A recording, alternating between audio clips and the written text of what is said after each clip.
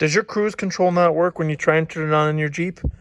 But maybe your horn and everything else works just fine, but just these buttons over here don't work? Let me show you how to place the speed control switch on a Jeep. Let me show you how to do this for less than $100.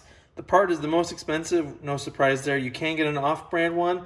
This is Mopar specifically, and there's the part number for a Jeep Grand Cherokee. This is a 2011, but this applies for honestly most Jeeps. So make sure to get the right part number. Don't always trust Google and Amazon. They told me that this would not fit my Jeep Grand Cherokee, but as you'll see in this video, this fits perfectly. I knew this was the right part number because I actually called the dealer and asked them for the speed control switch part number, and that is what they told me. So call your dealer if you're not 100% sure. Don't always trust what you see on Amazon. A few tools: socket, 10 millimeter, as well as a T25 and T10 extension ratchet, and I feel like a light is also extremely beneficial. And I almost forgot a Phillips head screwdriver. Come to the passenger side. We're going to need to access the battery, which is under the passenger seat. Pull this all the way forward. And then we'll go underneath, remove this cover, and then loosen the negative battery cable with a 10 millimeter socket. We'll let the car sit for about 15 to 20 minutes. That way the capacitors, which for all intents and purposes are like little batteries, can fully discharge. That way when we remove this airbag right here, it won't accidentally discharge. And what we're gonna do is we're gonna come around to each side of the steering wheel. There's gonna be a 10 millimeter bolt here, and then on the other side, that we'll need to take off to take out, I guess, the horn or the airbag, whatever way you want to look at it.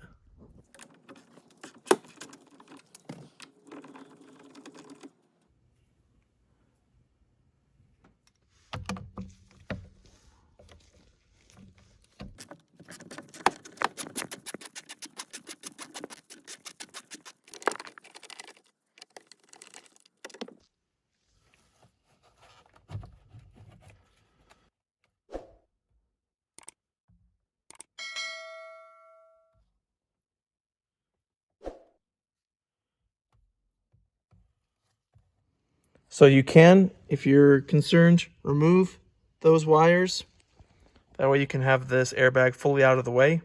We'll need to remove these 4 Torx fasteners, 2 here and 2 here, so we can pull off this bezel and access the switch.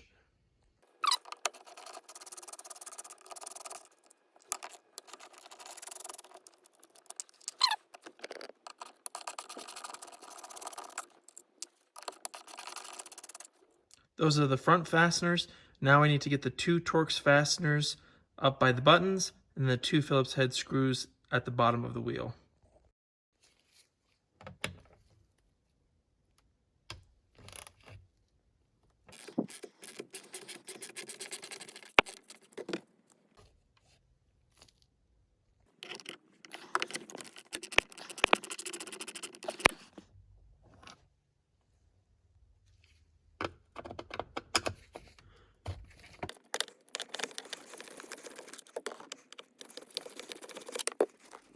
Now with all those, like 8 screws, if I counted correctly, came out.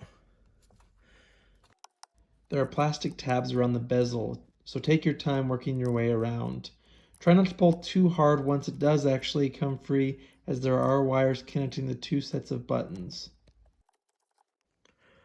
So there were just these clips, you can see, around the perimeter of the steering wheel.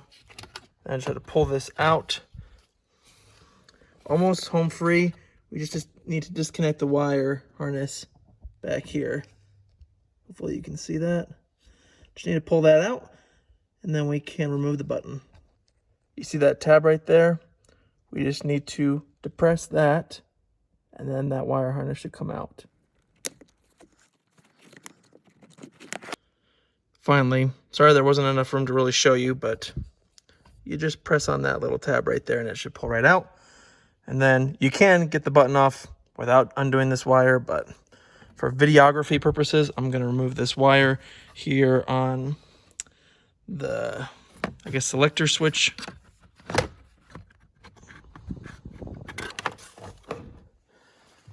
And there we go. So here we are. If you want to replace either switch, I'll show you Here's the part number for the selector. But today we'll just be focusing here on the speed control switch, and it looks like we have 3 T10 little screws that we need to remove.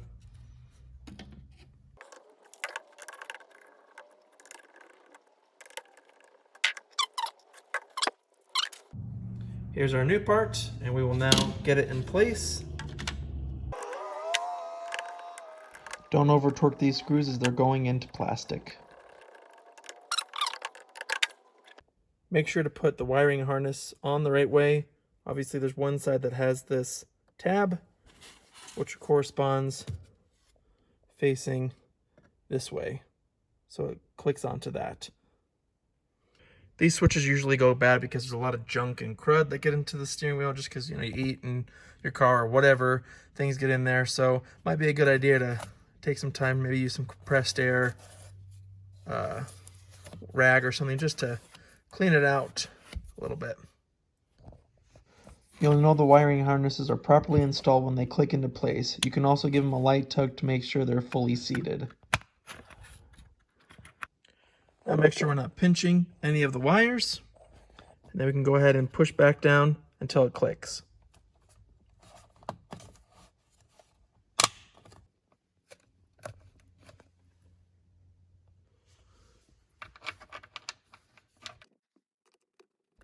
Now install the 2 Phillips head screws and torque screws on the back side of the wheel.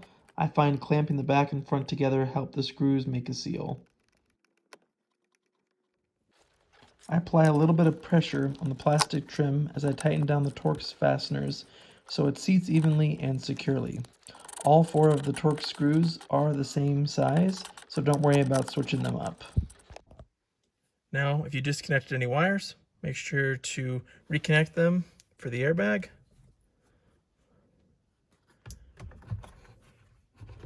Should go in nice and straight. And now put the fasteners in.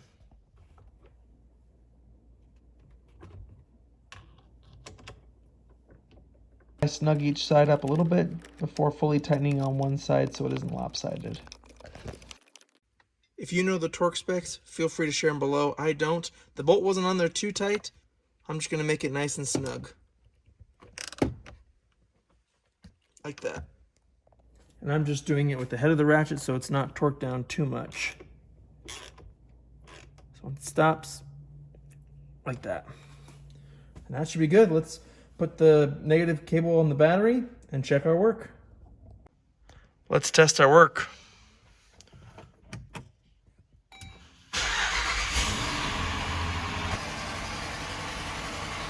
And we press the button, and look at that. Works like a charm.